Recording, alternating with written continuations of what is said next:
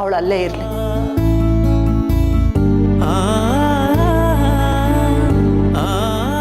ನೀನು ಅವಳಾಗೆ ಹಠ ಮಾಡಬೇಡಮ್ಮ.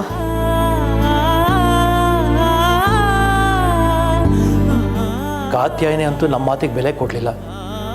ನೀನಾದರೂ ನಮ್ಮ ಮಾತಿಗೆ ಬೆಲೆ ಕೊಡ್ಕಂದ.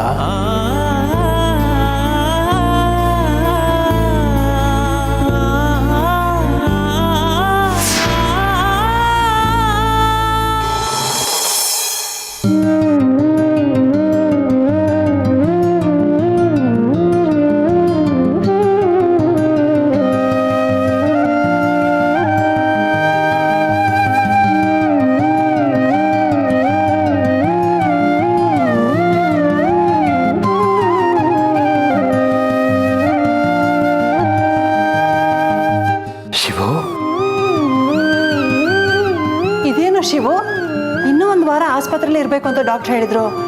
ಇಷ್ಟು ಬೇಗ ಡಿಸ್ಚಾರ್ಜ್ ಮಾಡಿ ಕಳಿಸ್ಬಿಟ್ರಾ? ಡಾಕ್ಟರ್ ತಾವಾಗೆ ಡಿಸ್ಚಾರ್ಜ್ ಮಾಡಿದ್ದಲ್ಲ, ಹಾಸ್ಪಿಟ್ಲಲ್ಲಿ ಇರೋಕ್ಕೆ ಇಷ್ಟ ಇಲ್ಲ ಅಂತ ಹಠ ಮಾಡಿ ರಿಕ್ವೆಸ್ಟ್ ಮಾಡಿ ಡಿಸ್ಚಾರ್ಜ್ ಮಾಡಿಸ್ಕೊಂಬಂದಿರೋದು. ಕಿರಣ್ಮಯಿ ಮನೆಗೆ ಬಂದಿದ್ದಾಳಲ್ಲ ಅದಕ್ಕೆ.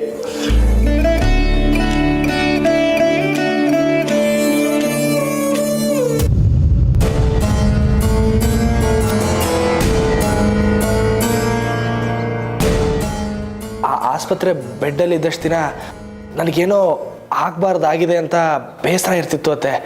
ಅದಕ್ಕೆ ನಿಮ್ಗಳ ಮಧ್ಯೆ ಇದ್ದರೆ ಖುಷಿಯಾಗಿರ್ಬೋದು ಅಂತ ಮನೆಗೆ ಬಂದೆ.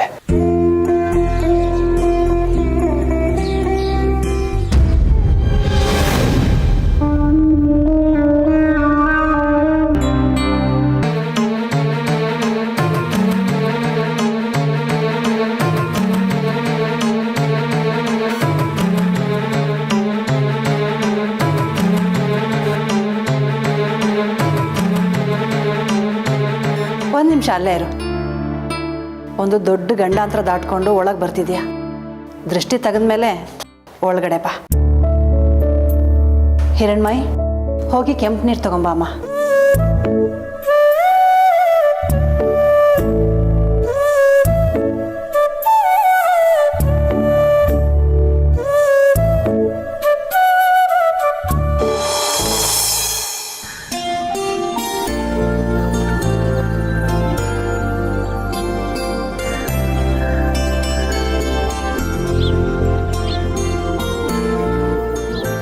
ಆಂಟಿ,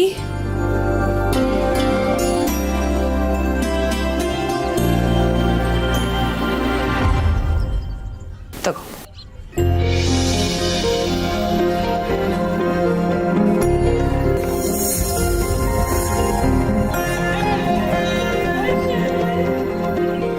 ಕಾತ್ಯಾಯಿನಿ, ನಿನಗೆ ಈ ಮನೆ ಇಷ್ಟ ಆಗಿದೆಯಾ?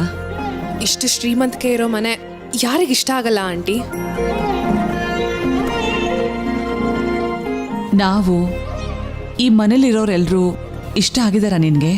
ಹ್ಞೂ ಆಂಟಿ. ನನ್ನ ಮಗ ಸಮರ್ಥು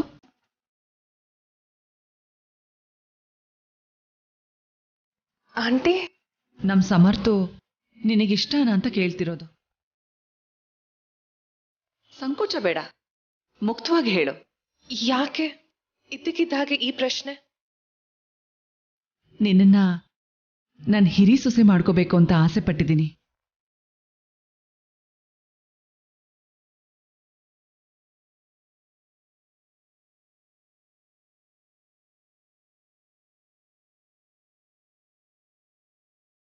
ನೀನು ಒಪ್ಪೋದಾದ್ರೆ ಮಾತ್ರ.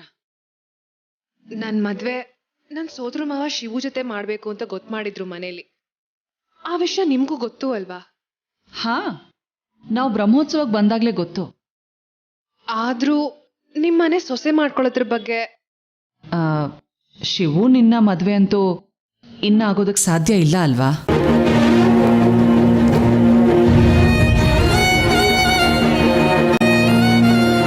ಯಾವತ್ತೂ ನಾ ಮದುವೆ ಆಗಬೇಕು ಅನ್ನೋ ಭಾವನೆ ನನ್ನಲ್ಲಿ ಹುಟ್ಟೇ ಇಲ್ಲ. ಶಿವು ಜೊತೆ ನಿನ್ನ ಮದುವೆ ಮಾಡೋದೇ ನ್ಯಾಯ.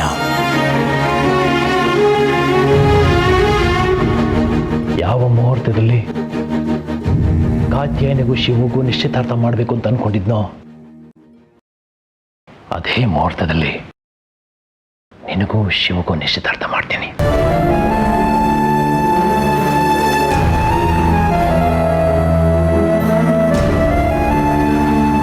ಬುದ್ಧಿ ಬಂದಾಗಿಂದ ಶಿವುನೇ ನನ್ನ ಗಂಡ ಅನ್ಕೊಂಡು ಬೆಳೆದವಳು ನಾನು.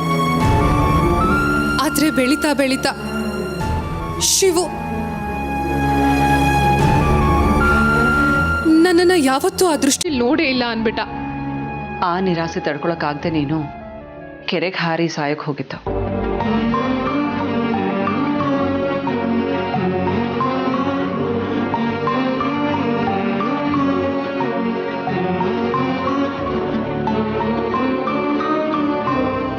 ನನಗೆ ನಿನ್ನ ಬಗ್ಗೆ ಎಲ್ಲ ಗೊತ್ತು.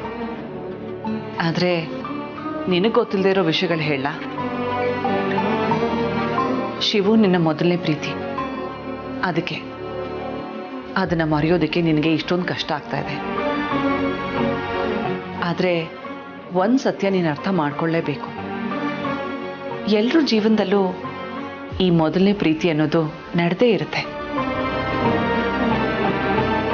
ಆದರೆ ಮೊದಲನೇ ಪ್ರೀತಿ ಜೊತೆಗೆ ಲೈಫ್ ಲಾಂಗ್ ಬಾಳೋ ಅವಕಾಶ ಕೆಲವ್ರಿಗೆ ಮಾತ್ರ ಸಿಗೋದು. ನನ್ನನ್ನು ಸೇರಿಸ್ಕೊಂಡೆ ಹೇಳ್ತಿರೋದು.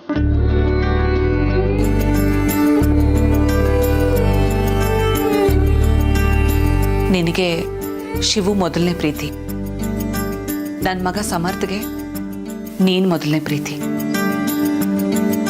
ನಿನ್ನ ಇಷ್ಟ ಪಡೆದೇ ಇರೋರ್ಗೋಸ್ಕರ ನಿನ್ನ ಪ್ರಾಣನ ಅಪಾಯಕ್ಕೆ ತಳ್ಳೋ ಬದಲು ನಿನ್ನ ಪ್ರಾಣಕ್ಕಿಂತ ಹೆಚ್ಚಾಗಿ ನೋಡ್ಕೊಳ್ಳೋರ್ನ ಮದುವೆ ಮಾಡಿಕೊಂಡು ನೆಮ್ಮದಿಯಾಗಿರೋದು ಜಾಣ್ತನ ಅಲ್ವಾ?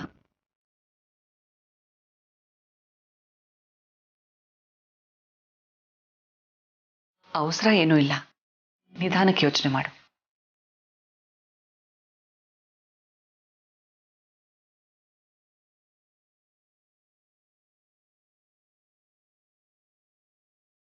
ನನ್ಗಂತೂ ನೀನ್ ತುಂಬಾ ಹಿಡ್ಸಿದ್ಯಾ. ಹೇಗೂ ನಿನಗೂ ಮತ್ತೆ ನಿಮ್ಮ ಮನೆಗೆ ವಾಪಸ್ ಹೋಗೋದಕ್ಕೆ ಇಷ್ಟ ಇಲ್ಲ. ನಮ್ಮ ಸಮರ್ಥನ್ ಮದ್ವೆ ಆದ್ರೆ ಇಲ್ಲೇ ಎಲ್ಲಾ ರೀತಿನಲ್ಲೂ ಸುಖವಾಗಿರ್ಬೋದು. ನಾನು ಅಷ್ಟೇ ನಿನ್ನ ಮಗಳ ತರಾನೇ ನೋಡ್ಕೊಳ್ತೀನಿ.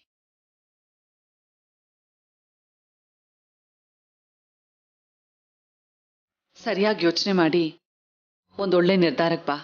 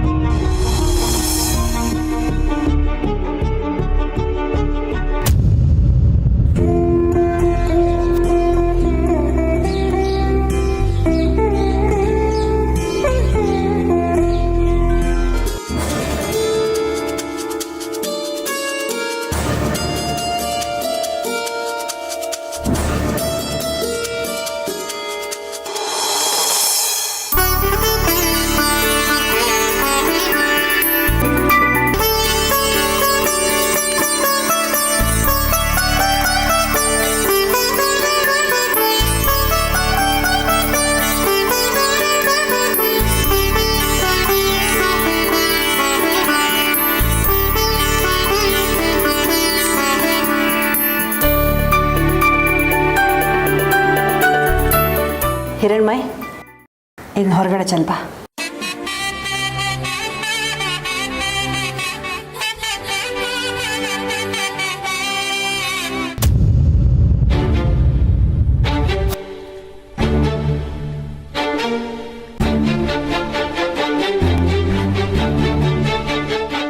ಇದೇನು ಲಕ್ಷ್ಮಿ ಲಗೇಜು?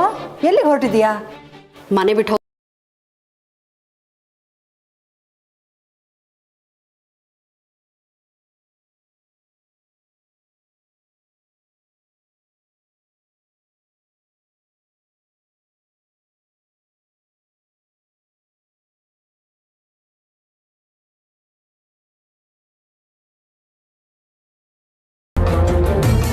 ಇದೇನೇ ಮಗ ಈಗ ತಾನೇ ಆಸ್ಪತ್ರೆಯಿಂದ ಮನೆಗೆ ಬರ್ತಿದ್ದಾನೆ.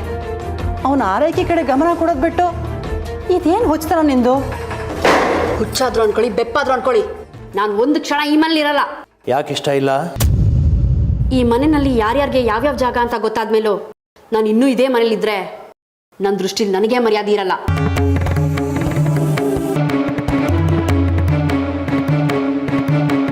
ನಡೀರಿ ಹೋಗೋಣ. ಈ ಮನೆಯಲ್ಲಿ ಅನ್ಕೊಂಡಂಗೆ ಬದುಕಕ್ಕಾಗದೇ ಇದ್ರು ಆಚೆ ಹೋಗಿ ಕೂಲಿ ನಾಲಿನಾದ್ರೂ ಮಾಡ್ಕೊಂಡು ನೆಮ್ಮದಿಗೆ ಬದುಕೋಣ.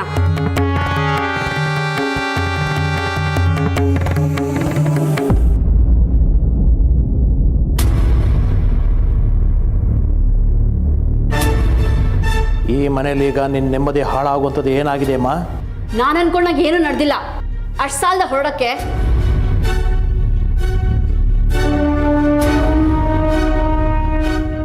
ಇರೋನೊಬ್ಬ ಅಣ್ಣ.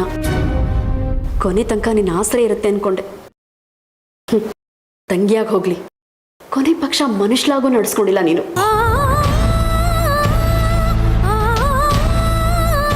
ಏಯ್, ಯಾರ ಹತ್ರ ಏನ್ ಮಾತಾಡ್ತಿದ್ದೀನಿ ಅನ್ನೋ ಜ್ಞಾನ ಇದೆಯಾ? ಇರೋದಕ್ಕೆ ಮಾತಾಡ್ತಾ ಇರೋದು.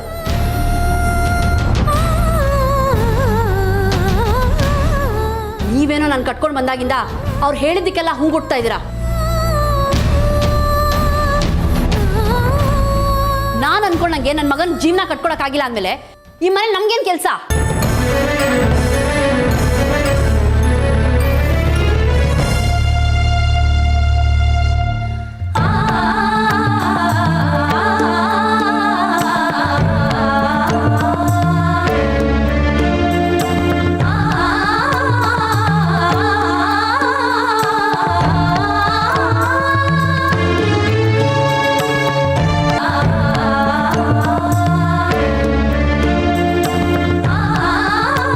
ಇಷ್ಟೇನಾ ನಿನ್ನ ಸಮಸ್ಯೆ? ಇದನ್ನು ನಿನಗೆ ಆಮೇಲೆ ಅರ್ಥ ಮಾಡಿಸ್ತೀನಿ. ಮೊದಲು ಒಳಗಡೆ ಹೋಗು. ಹೋಗಲ್ಲ. ಇನ್ನು ಎಷ್ಟು ದಿನ ಅಂತ ನೀ ಹೇಳಿದಕ್ಕೆಲ್ಲ ಹೂಗೊಟ್ಕೊಂಡು ನನ್ನ ಆಸೆಗಳನ್ನೆಲ್ಲ ಅದ್ಮಿಟ್ಕೋಬೇಕು.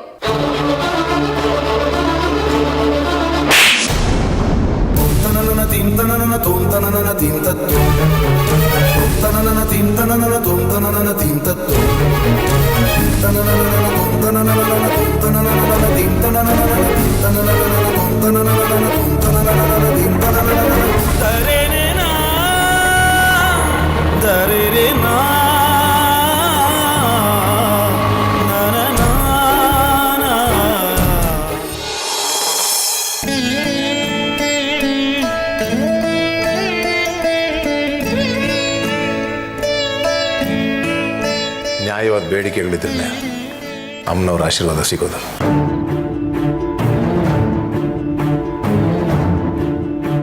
ಆ ಹುಡುಗಿ ಕಾತ್ಯಾನಿ ಜೊತೆ ಸಮರ್ಥನ್ ಮದುವೆ ಪ್ರಸ್ತಾಪ ಮಾಡಿದ್ ಕೇಳಿಸ್ಕೊಂಡೆ. ಅಷ್ಟು ದೊಡ್ಡ ನಿರ್ಧಾರ ನೀನೊಬ್ಳೆ ಅದು ಹೇಗೆ ತಗೊಂತೀಯ? ಮೊದಲು ಆ ಹುಡುಗಿ ಒಪ್ಕೊಳ್ಳಿ, ಆಮೇಲೆ ನಿಮಗೂ ಮಾಮಗೂ ವಿಷಯ ತಿಳಿಸಿ ಮುಂದುವರಿಯೋದು. ಸಮರ್ಥನ ಒಪ್ಪಿಗೆನೂ ಮುಖ್ಯ ಆಗುತ್ತೆ. ಸಮರ್ಥನ ಒಪ್ಪಿಗೆ ಸಿಕ್ಕಿದ ಮೇಲೆ ನಾನು ಆ ಹುಡುಗಿ ಹತ್ರ ಮಾತಾಡಿದ್ದು. ಕಾತ್ಯಾಯಿನಿ ಹತ್ರ ನೀನು ನನ್ನ ಮೊದಲು ಪ್ರೀತಿ ಅಂತ ಹೇಳಿದ್ದು ಕೇಳಿಸ್ಕೊಂಡಿಲ್ಲ ಅನ್ಸುತ್ತೆ. ನೀವು ಅನುಮಾನಿಸ್ಬೇಡಿ, ಸತ್ಯವಾಗ್ಲೂ ಈ ಮದುವೆ ಪ್ರಸ್ತಾಪ ನನ್ನ ಮುಂದೆ ಇಟ್ಟಿದ್ದೆ ಸಮರ್ಥ. ಈ ಜನ್ಮದಲ್ಲಿ ಮದುವೆನೇ ಬೇಡ ಅಂತಿದ್ದ. ಆಂಜನೇಯ ಸ್ವಾಮಿ ಪೂಜೆ ಮಾಡಿಕೊಂಡು ನೆಮ್ಮದಿಯಾಗಿ ಬದುಕ್ತೀನಿ ಅಂತಿದ್ದ. ಈಗ ಅವನೇ ಮದುವೆ ಪ್ರಸ್ತಾಪ ಇಟ್ಟಿದ್ದಾನೆ ಅಂದ್ರೆ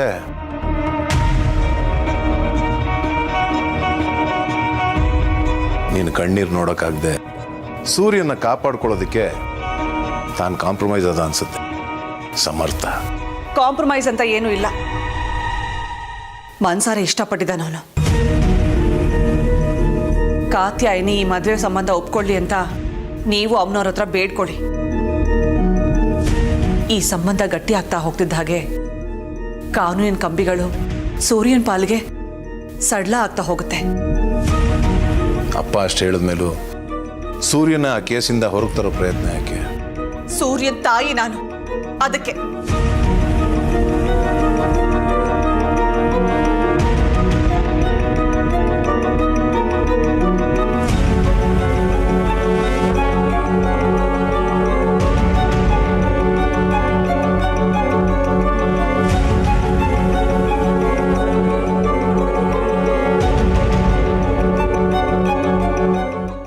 ನಿನಗೆ ಬರೀ ಅಣ್ಣ ಅಲ್ಲ, ತಂದೆ ಸ್ಥಾನ ತುಂಬಿರೋರು.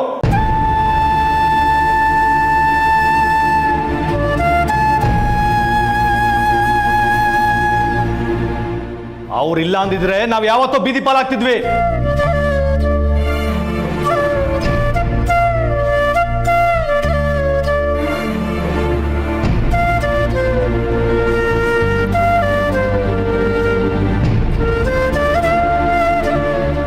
ಅವರು ನಮಗೋಸ್ಕರ, ನಮ್ಮ ಮಗನಿಗೋಸ್ಕರ ಮಾಡಿರೋ ಸಹಾಯ ತ್ಯಾಗನ ಮರೆತು ಅವ್ರಿಗೆ ಮರ್ಯಾದೆ ಇಲ್ಲದೆ ಮಾತಾಡ್ತೀಯಾ?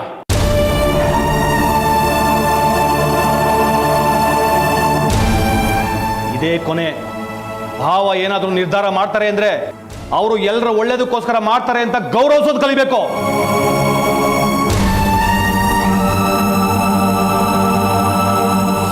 ಒಳಗೋಗೋ, ಹೋಗೋ. ಹೋಗೆ.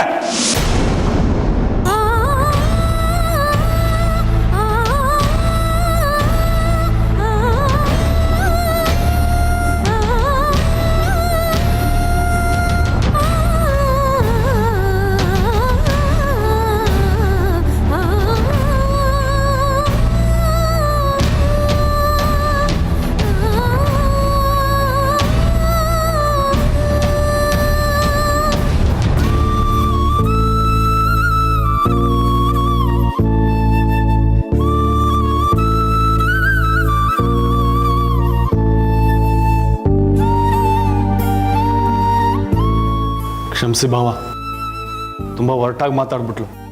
ಆದರೂ ಇವತ್ತೇ ಕೊನೆ. ಇನ್ಯಾವತ್ತೂ ಅವಳ ಮೈ ಮೇಲೆ ಕೈ ಮಾಡಬೇಡ.